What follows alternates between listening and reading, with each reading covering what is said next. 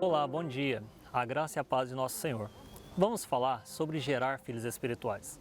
Uma das sensações mais agradáveis a um líder é a certeza de formar um corpo com a sua congregação, não importando a procedência de cada membro. O melhor é saber que somos um, que somos um corpo, que somos uma família. De fato, o conceito divino de igreja nunca esteve associado a edifícios, programações, métodos ou organizações, que são antes necessidades humanas, mas ao conceito de família. A igreja é um organismo vivo, uma família originária dos relacionamentos entre pessoas que se relacionaram previamente com Deus por meio de Jesus. E o projeto de Deus para a igreja é que essas famílias se reproduzam ao longo de gerações. Seu plano espiritual inclui a reprodução contínua da família, manifesta especialmente na geração de filhos espirituais. Quando não produzimos os filhos espirituais, nossa posteridade espiritual ela é atrofiada.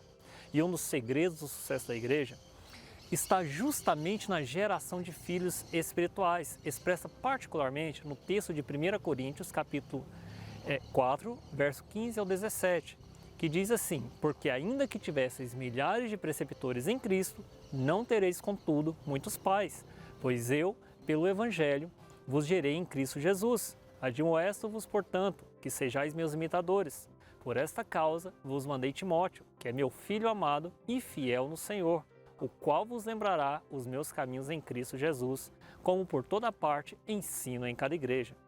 Neste trecho, o apóstolo Paulo, na sua condição de pai da igreja de Corinto, envia Timóteo para ministrar aos fiéis, como se o próprio Paulo estivesse ministrando. Timóteo, que havia sido treinado, ensinado e discipulado por ele, acompanhando em viagens e recebendo da mesma unção, como filho de primeira geração, poderia ministrar no seu lugar, como se ele mesmo estivesse ministrando. Observe que no verso 17, Paulo não diz: por meio de Timóteo vocês se lembrarão dos caminhos de Deus ou dos caminhos de Jesus, mas ele vos lembrará os meus caminhos em Cristo Jesus. O que Paulo quer dizer é que ele é um referencial, um modelo para a igreja, que os fiéis devem viver do mesmo modo que ele, pois essa é a vontade de Deus. Foi por isso que a igreja primitiva se expandiu na terra.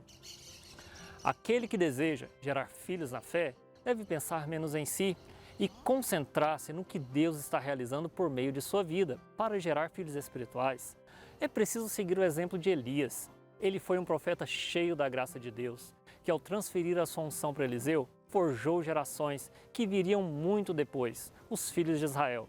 No entanto, ao transferir a capa a Eliseu, ao mesmo tempo que Elias lhe confere uma unção dobrada, ele continua na sua posição de honra, pois aquele que é enviado não é maior do que o que o envia. Embora Eliseu tenha realizado o dobro das obras de Elias, Elias permaneceu como profeta maior.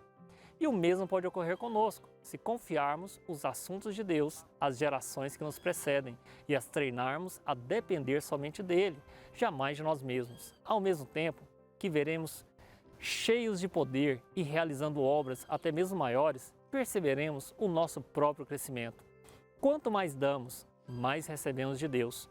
Quanto mais unção se transfere, mais o vaso se enche. E porque geramos, veremos o nosso próprio ministério triunfar em vitória. Não podemos nos esquecer do exemplo da igreja primitiva, no capítulo de Atos dos Apóstolos, no capítulo 2, verso 42, que diz: e assim perseveravam na doutrina dos apóstolos, na comunhão e no partir do pão e nas orações. Sigamos o exemplo daquela igreja e que possamos contemplar a graça de Deus em todas as gerações vindouras. Esse foi mais um Devolvida. Se essa palavra falou ao seu coração, compartilhe, faça com que outras pessoas possam também ouvir essa palavra. Tchau, tchau.